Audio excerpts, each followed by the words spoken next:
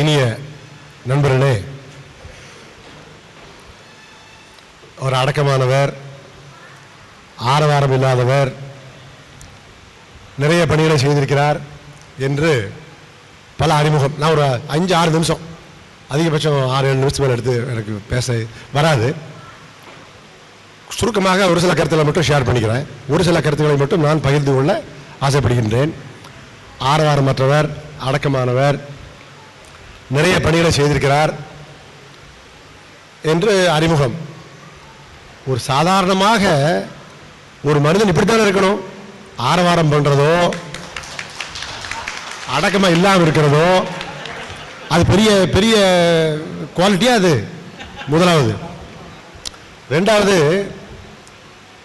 எனக்கே தெரியாத பல அச்சீவ்மெண்ட்ஸு நம்ம சுப்பிரமணியம் லிஸ்ட் போடுறார். ரெஜிஸ்ட்ரார் ஆஃப் கோஆபரேட்டிவ் சொசைட்டிஸ் என்ன பண்ண அதெல்லாம் சொல்றார். ஒரே ஒரு சிறிய தகவல் மட்டும் செய்கிறேன். எனக்கு எவ்வளோ தெரியுமா சம்பளம் கொடுத்தாங்க கவர்மெண்ட்டில் எவ்வளோ சம்பளம் கொடுத்தாங்க தெரியுமா? 80,000 ரூபா கொடுத்தாங்க. 80,000 ரூபா சம்பளத்தை வாங்கிட்டு வேலை செய்கிற ஒரு கவர்மெண்ட் அதிகாரி தான். உங்களை மாதிரி குடும்பம் இல்லாமல், குடும்பத்தெல்லாம் விட்டுட்டு, சொந்த வேலையை விட்டுட்டு, ஒரு தன்னார்வ தொண்டு அல்ல. என்ன நீங்கள் அதெல்லாம் பெருசுன்னு நினைச்சீங்கன்னா, நீங்கள் இந்த அறிவொளியில் லட்சம் தொண்டர்கள், லட்சக்கணக்கான, எனக்கு தெரிய குடும்பமே சீரழிஞ்சு போச்சு. இங்கே இருக்கிறாங்க. எனக்கு தெரிய இந்த கூட்டத்தில் தனது குடும்பத்தை பார்க்காம அறிவொளினே சுற்றிட்டு, சரியா குழந்தைங்க படிக்காம, குடும்பத்தில் சிக்கல், இது மாதிரி எத்தனையோ தொண்டர்கள் கட்டி வளர்த்து இயக்கம் இது. ஸோ என்ன நான் செஞ்சேன்னா, எனக்கு அரசாங்கத்தில் சம்பளம் கொடுத்தாங்க, வாங்கின சம்பளத்துக்கு வேலை செஞ்சேன். மூன்றாவதாக, அறிவொளி தமிழ்நாடு அறிவியல் இயக்கம், அறிவொளி ரெண்டும் வேறு அல்ல. அறிவியல் இயக்கம் இல்லாமல் அறிவொளி இல்லை.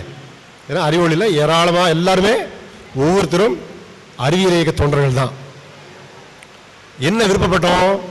தமிழ்நாட்டில் கல்வி அறிவு இல்லாதவர்கள் இருக்கக்கூடாது. இதுதான் நாம் விரும்பியது. அந்த காலகட்டத்தில் 93, 2001 வரைக்கும், 91 2001 வரைக்கும் இதை செயல்படுத்துகிறோம். அந்த காலகட்டத்தில் ஏறக்குறைய அடல்ட்ஸ் 35 வயசுலேருந்து, அதாவது 16 வயசுலேருந்து 35-40 வயசு வரைக்கும் இருக்கிற அடல்ட்ஸுக்கு கல்வி அறிவு எல்லோருக்கும் கொடுத்தோம் என்று நாம் கூறினோம். ஆனால் அது முழுமையாக நடந்ததா இல்லையா தெரியாது. ரெண்டாவதாக, அப்படி சொல்லியிருந்தால் கூட இன்றைய நிலைமை என்னன்னா, இன்றைக்கும் 4 பேர்ல ஒருத்தருக்கு கல்வி அறிவு இல்லை. இங்கே அறிவொளி இயக்கம் நீங்கள் 10 வருஷமாக நாம் எல்லோரும் உயிரை கொடுத்து பாடுபட்டும் கூட இன்றைய நிலைமை 4 பேருக்கு, அதாவது 74% தான் நம்ம லிட்ரஸி ரேட் இந்தியாவில் 74% தான். 4 பேருக்கு ஒருத்தருக்கு எழுத படிக்க தெரியாது. ஆக உண்மையான கல்வி அறிவு எல்லோருக்கும் வர வேண்டும் என்றால் மாற்றம் எங்கே வரணும்? பள்ளிகளில் வரணும். அடிப்படை கல்வியில் மாற்றம் வரணும். இதை அன்றே உணர்ந்துதான் ஏராளமான இன்டர்வென்ஷன்ஸ். நீங்கள் கற்பது கற்கண்டே, நீங்கள் தமிழ்நாடு அறிவியல் இயக்கத்தின் மூலமாக அறிவொளி பணி நடந்தால் கூட அதுக்கு இணையாக நடந்த பணி மிக முக்கியமான பணி. டைரக்ட் ரிசல்ட் இல்லாட்டி கூட இன்டைரக்டா அந்த கற்பது கற்கண்டே என்று ஏராளமான தொண்டர்களுக்கு பயிற்சி கொடுத்தோம், ஆசிரியர்களுக்கு பயிற்சி கொடுத்தோம். இங்கே வேலூர் மாவட்ட ஆட்சித்தலைவராக இருந்து சென்னைக்கு போனேன். சென்னையில் கல்வித்துறையிலேயே இணை செயலாளராக இருந்தேன். எவ்வளவோ சொல்லி பார்த்தோம். அன்றைய காலகட்டத்தில் இருந்த இயக்குநர்களுக்கு, எலிமெண்ட்ரி டைரக்டருக்கு எவ்வளவோ சொல்லி பார்த்தோம். அடிப்படை மாறணும், கற்பிக்கும் முறை மாறணும், மாணவர்களுக்கு கற்கும் திறன் இயற்கையாக இருக்குது.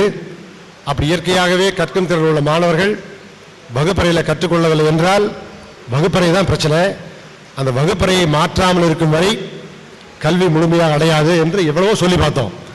அதெல்லாம் விழலுக்கு இறைத்த நீராக போய் சேரல. ஆனால் என்னோடு பணியாற்றிய ஒரு 25-30 ஆசிரியர்கள், இன்னைக்கு ஏராளம் நிறைய பேர் தான் பார்த்தேன், சண்முகம், அச்சுதன் எல்லாத்தையும் பார்த்தேன். அதில் இன்னும் சில பேரை பார்க்க முடியல, பழனி ஏன் வரலன்னு தெரியல. ஒரு 10 ஆசிரியர்களை பார்க்க முடியல. அதில் குறிப்பாக நான் சொல்லணும்னா ராமன் இங்கே இருந்தார். எங்கேயோ இருந்தார், ராமன் இருந்தார்.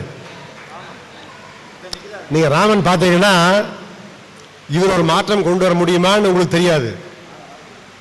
அன்றைக்கு இருந்த டைரக்டர் வந்து நாராயணசாமி, எலிமெண்டரி எஜுகேஷனில் director Narayanasamy. Is a very hard nut to crack. யார் சொன்னாலும் கேட்க மாட்டார், அவருக்கு என்ன பிடிக்குதோ அதை தான் செய்வார். அது மாதிரி ஒரு பிடிவாதமான ஆள், நல்ல மனுஷன், நேர்மையான அதிகாரி. அவர்கிட்ட அந்த இவ்வளோ சொல்லி பார்த்தேன்.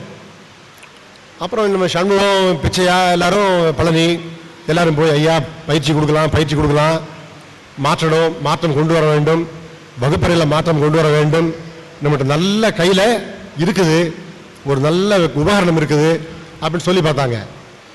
சரி பயிற்சி கொடுக்கலான்னு சொல்லிட்டு கொடுக்க ஆரம்பித்தாங்க. ஒரு நாள் எதேச்சையாக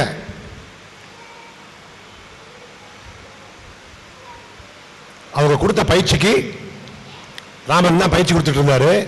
அதை வந்து நாராயணசாமி பார்த்தார். அந்த நாராயணசாமி அவ்வளவு ஒரு கடுமையான அதிகாரி, யார் சொன்னாலும் கேட்காத அதிகாரி. நான் வந்து இணை செயலாளர், நான் சொன்னால் கூட ஏதோ சாக்கு போக்கு சொல்லுவார், ஒழிய ஏற்றுக்க மாட்டார். ராமன் கொடுத்த பயிற்சியை பார்த்து இது மாதிரி பயிற்சி தான் வேணும் அப்படின்னு அவங்க கருத்தாளர்களை தமிழ்நாடு முழுவதும் அன்றைக்கு பெரிய மாற்றம் வந்தது. நம்ம கற்றல் கற்பித்தல் முறையில் அந்த கற்பது கற்கண்டே அப்படின்னு சொன்னது. வேற என்ன புக் போட்டீங்க? கற்றலில் இனிமைன்னு இவங்களை வச்சே ஒரு தனியாக ஒரு புத்தகம் போட்டு தமிழ்நாட்டில் உள்ள 2 லட்சம் ஆசிரியர்களுக்கும் நமது தொண்டர்கள், வடார்காடு மாவட்டத்தில், அன்றைய வேலூர் மாவட்டத்தில் தொண்டர்கள் போய் பயிற்சி கொடுத்தாங்க. அறிவொளி அறிவியல் இயக்கத்தினுடைய முக்கியமான தாக்கம் என்னன்னா, அன்றைய சூழலில் எல்லாருக்கும் கல்விங்கிறத கொண்டு வர முடியாட்டி கூட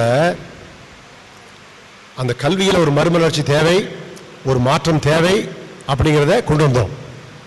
இன்றைக்கும் வந்து செயல்வழி கற்றல் என்பது இந்த அன்று 1993 ஆரம்பித்த அந்த இயக்கத்தினுடைய தொடர்ச்சி, அதனுடைய பரிணாம வளர்ச்சி தான்.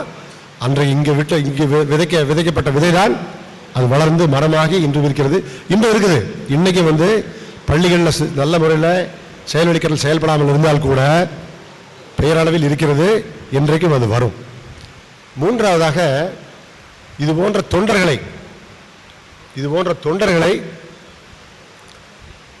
அறிவொளியில் ஈடுபடுவதற்காக தமிழ்நாடு இயக்கத்தினுடைய ஏராளமான தொண்டர்கள் எந்த விதமான பிரதியுபகாரம் இல்லாமல் செய்வதற்கு தயாராக இருக்கிறார்கள் என்பதை எடுத்துக்காட்டியது அறிவியல் இயக்கம். அது ஒரு மிகப்பெரிய தாக்கம். செயல்வழி கற்றல் அறிவொளியினுடைய குழந்தை, அறிவியல் இயக்கத்தினுடைய குழந்தை. இந்த மாற்றம் கொண்டு வர முடியும் என்ற நம்பிக்கை அறிவொளியினுடைய குழந்தை. இப்போ இது எப்படி போகும்? இது தொடர்ச்சியாக இருக்குமா? இந்த மாற்றம் கொண்டு வர முடியுமா என்று கேட்டால் மிகப்பெரிய கேள்விக்குறிதான். நமது அரசாங்க அமைப்பு எப்படி இருக்கிறது? ஒரு அதிகாரி நல்ல அதிகாரியாக இருந்தால், ஒரு இயக்குனர் நல்ல இயக்குனராக இருந்தால் அந்த துறை நல்ல முறையில் செயல்படும். எலெக்ஷன்ஸ் ஒரு எடுத்துக்காட்டு.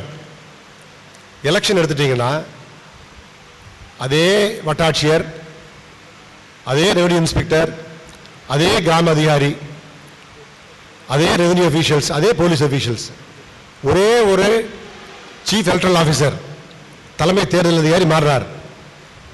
அவர் வந்து நல்ல ஒரு டைரக்ஷன், லீடர்ஷிப், வழிகாட்டுதல் கொடுத்ததையுமே எந்த மந்திரியை கண்டு அந்த வட்டாட்சியர் முறைவாசல் செய்து கொண்டு கைகட்டி நிற்பாரோ, எந்த ரெவென்யூ இன்ஸ்பெக்டர் அந்த மந்திரியை கண்டு பயந்துட்டு இருப்பாரோ, அதே ரெவென்யூ இன்ஸ்பெக்டரும் அதே வட்டாட்சியரும் அதே காவல்துறை அதிகாரியும் அந்த மந்திரியாக இருந்தவரை அரெஸ்ட் பண்ண போறாங்க. எலெக்ஷன்ல நடந்தது. ஸோ என்ன எதை சொல்ல வரேன்னா, ஒரு தலைமை தேர்தல் அதிகாரி நல்ல தேர்தல் அதிகாரியாக இருந்தால் முழு அரசு இயந்திரம் மாறுது, அதுக்கு தைரியம் வருது. ஒரு இயக்குனர் நல்ல இயக்குனராக இருந்தால் அந்த துறை நல்ல முறையில் செயல்படுது. இயக்குனர் சரியில்லைன்னா அது போச்சு. இயக்குனர் வந்து எனக்கு குழந்தைங்க படிக்கணும், பள்ளிக்கூடம் நல்லா நடக்கணும், நான் வகுப்பறைக்கு வந்தால் குழந்தைகளை தான் பார்ப்பேன், படிப்பதைத்தான் பார்ப்பேன்னு சொன்னால் பாடம் நல்லா நடக்குது. எனக்கு அது வேண்டாம், நீங்கள் ஷால் போடுங்க, ஷால் போடுறது கூட சாதாரணமாக வாங்கி போடாதீங்க, ஷர்ட் பீட் போடுங்க, பட்டு சேலை போடுங்கன்னா அதுதான் நடக்கும். என்ன காமிக்குதுன்னா, இது மாதிரி நம்ம அரசு இயந்திரம் வந்து இத்தனை 70 ஆண்டுகள் காலமாகி இன்றைக்கும் இது மாதிரி யாரோ ஒரு அதிகாரியே நம்பி இருப்பது சரியா?